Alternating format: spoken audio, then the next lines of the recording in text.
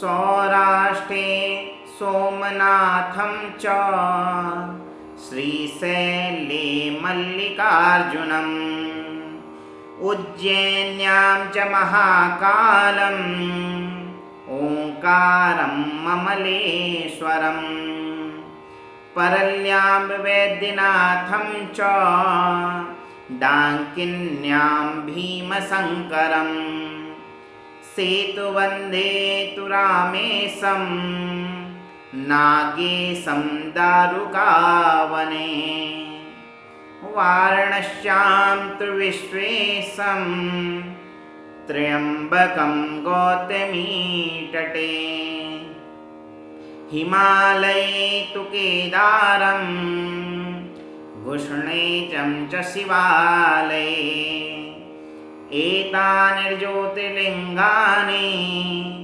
सायं प्रातः पठे नरः सप्तजन्मकृतं पापं सम्रेण विनश्यति।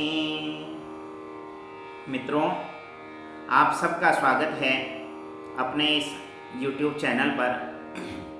आप सबका प्रेम और सहयोग अब तक जैसा मिल रहा है, इसको आगे भी ऐसे ही बरकरार रखिएगा। कल हमने 12 ज्योतिर्लिंगों के अंतर्गत प्रथम ज्योतिर्लिंग सोमनाथ जी के विषय में चर्चा की। आज जो दूसरा ज्योतिर्लिंग है वह मल्लिकार्जुन। शिवपुराण में कोटि रुद्र संहिता के अंतर्गत मल्लिकार्जुन के विषय में कहा गया है कि जो मल्लिका हैं वह स्वयं माता पार्वती हैं और अर्जुन स्वयं भगवान शिव का रूप में वहाँ निवास करते हैं। तो इस ज्योतिर्लिंग का अपना विशेष महत्व है। स्वयं माता पार्वती के साथ भगवान शिव जहाँ निवास करते हैं, उस ज्योतिर्लिंग का नाम मल्लिकार्जुन है। यदि देखा जाए तो जो 52 शक्तिपीठ हैं उनमें भी यह स्थान विशेष महत्व रखता है, क्योंकि शास्त्रों में कहा गया कि जब माता सती के अंग इस पृथ्वी लोक पर गिरे तो इस जगह पर माता की ग्रीवा गिरी थी। तो 12 ज्योतिर्लिंग तो है ही हैं और उसके साथ साथ यह क्षेत्र माता के 52 शक्तिपीठों में भी एक पीठ के रूप में प्रसिद्ध है। तो विशेष महत्व इसका है। हैदराबाद से 250 किलोमीटर दूरी पर स्थित कुरनूल नामक क्षेत्र में यह ज्योतिर्लिंग स्थापित है। इसका अपना विशेष महत्व है। यदि श्रद्धा भाव के साथ यहाँ दर्शन किए जाएं इस ज्योतिर्लिंग के, तो व्यक्ति सब पापों से मुक्त होता है। श्रद्धा भाव के साथ दर्शन करने से अश्वमेध यज्ञ के फल की बराबर प्राप्ति यहाँ होती है। यदि शास्त्रों के अनुसार देखा जाए, कथा के विषय में हम कहें तो कथा इस प्रकार आती है, कैसे इस ज्योतिर्लिंग का प्रादुर्भाव हुआ। तो एक समय की बात है कि भगवान कार्तिकेय और भगवान गणेश जी में प्रथम विवाह के विषय में विवाद उत्पन्न हो गया कि पहले विवाह किसका हो। कार्तिकेय जी कहते कि प्रथम विवाह मेरा हो क्योंकि मैं बड़ा हूँ। गणेश जी कहने लगे नहीं, प्रथम विवाह मेरा हो। तो भगवान शिव और माता पार्वती ने निर्णय लिया कि जो इस पृथ्वी की प्रथम परिक्रमा करके वापस आएगा उसका विवाह पहले होगा। तो कार्तिकेय जी ने अपना वाहन मयूर पर आरूढ़ हुए और पृथ्वी की परिक्रमा के लिए चल पड़े। इधर गणेश जी स्थूल शरीर और वाहन मूषक पृथ्वी की परिक्रमा कैसे करें। तो किंतु भगवान गणेश जी को बुद्धि का स्वामी भी कहा गया। उन्होंने अपनी बुद्धि विवेक का इस्तेमाल किया।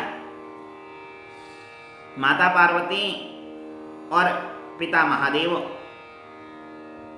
के सम्मुख पहुंचे और उनकी 7 परिक्रमा की और कहने लगे कि अब मेरा विवाह कर दो। तो माता कहने लगी कि पुत्र, शर्त तो पृथ्वी की परिक्रमा की हुई थी। तो गणेश जी कहने लगे कि हे माता, शास्त्रों में माता को पृथ्वी की संज्ञा दी गई है। माता पृथ्वी के समान धैर्यवान है, धैर्यशील है, और पिता आकाश के समान है। तो मैंने तो एक साथ साथ पृथ्वी और आकाश दोनों की परिक्रमा, और एक नहीं 7 परिक्रमाएं मैंने की हैं। तो इस अनुसार मेरा विवाह पूर्व में पहले होना चाहिए।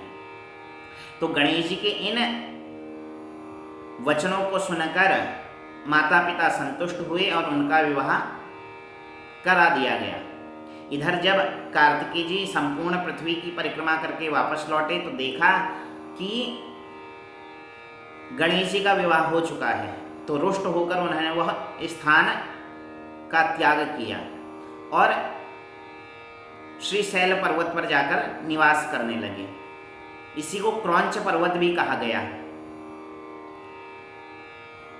तो माता और पिता ने कार्तिकेय जी को मनाने के लिए वहाँ नारद जी को भेजा। नारद भगवान पहुँचे तो नारद जी से भगवान कार्तिकेय ने मना कर दिया कि नहीं, अब मैं कैलाश में नहीं जाऊँगा। तो माता पार्वती और भगवान शिव स्वयं पुत्र के दर्शन के लिए उस शैल पर्वत पर जा पहुँचे। तो कार्तिकेय जी को जैसे ही पता चला कि माता और पिता आ रहे हैं, वह उस पर्वत को भी त्याग कर वहाँ से 36 किलोमीटर दूर क्रौंच पर्वत पर जाकर स्थापित हो गए। तो माता पार्वती और भगवान शिव पुनः वहाँ दर्शन के लिए पहुँचे। वहाँ कार्तिक जी का दर्शन हुआ। कार्तिकेय जी ने कहा कि ठीक है, आप यहाँ ज्योतिर्लिंग के रूप में स्थापित रहें। आप दोनों इस स्थान पर ज्योतिर्लिंग में स्थापित रहें। तो कहते हैं कि वहाँ भगवान शिव और माता पार्वती मल्लिकार्जुन नामक ज्योतिर्लिंग के रूप में स्थापित हुए, और प्रत्येक पूर्णमासी को माता पार्वती कार्तिकेय जी के दर्शन के लिए वहाँ पहुँचती हैं, और प्रत्येक अमावस को भगवान शिव कार्तिक जी के दर्शन के लिए सशरीर वहाँ पहुँचते हैं। लिंग रूप में तो सदैव वहाँ स्थापित हैं, किंतु जो यह सशरीर हैं वहाँ कार्तिक, वहाँ अमावस्या और पूर्णमासी के दिन पहुँचते हैं। तो यह इस ज्योतिर्लिंग का महत्व है। बड़ा दिव्य यह ज्योतिर्लिंग, भगवान शिव की अनुकंपा जहाँ सदैव बरसती रहती है, माता पार्वती जहाँ सदैव निवास करती हैं, ऐसा ज्योतिर्लिंग है जहाँ श्रद्धाभाव के साथ यदि दर्शन किया जाए तो व्यक्ति की सब अभिलाषाएं, मनोकामनाएं पूर्ण होती हैं। अश्वमेध यज्ञ के फल की बराबर प्राप्ति होती है, यह भी बतलाया गया है। तो आज इस मल्लिकार्जुन ज्योतिर्लिंग के विषय में सूक्ष्म बातें लेकर आप सबके सम्मुख उपस्थित हुआ। अन्य कथाएं भी आती हैं इस ज्योतिर्लिंग के विषय में, तो उन प्रसंगों को कभी और छूने का प्रयास करूँगा। कल सोमनाथ जी के विषय में चर्चा हुई थी। यदि वह वीडियो आप ना देख पाए हों तो उसका लिंक भी मैं डिस्क्रिप्शन बॉक्स में दे रहा हूँ, उसको भी अवश्य देखिए। और कल उज्जैन के महाकाल के विषय में आपके सम्मुख आऊँगा। और कल तो बड़ा दिव्य पर्व है, अमावस्या का पर्व है, सोमवती अमावस्या, श्रावण मास में सोमवती अमावस्या। और आज भी वैसे बहुत दिव्य पर्व है, श्रावण की शिवरात्रि जिसको कहते हैं, कृष्ण पक्ष चतुर्दशी की तिथि आज है। तो यह भी श्रेष्ठ पर्व है। इन पर्वों में भगवान की भक्ति हम सबको प्राप्त हो। यदि वीडियो पसंद आई हो तो लाइक कीजिए, शेयर कीजिए। जिन्होंने अभी तक चैनल सब्सक्राइब नहीं किया है, चैनल को सब्सक्राइब कीजिए। अपना प्रेम इसी तरह देते रहिए। नए नए प्रसंगों के साथ आपके सम्मुख आता रहूँगा। भगवान की कृपा हो तो नए नए प्रसंग मिलते रहेंगे। इसी भाव के साथ आज की राधे राधे, जय श्री राम, हर हर महादेव।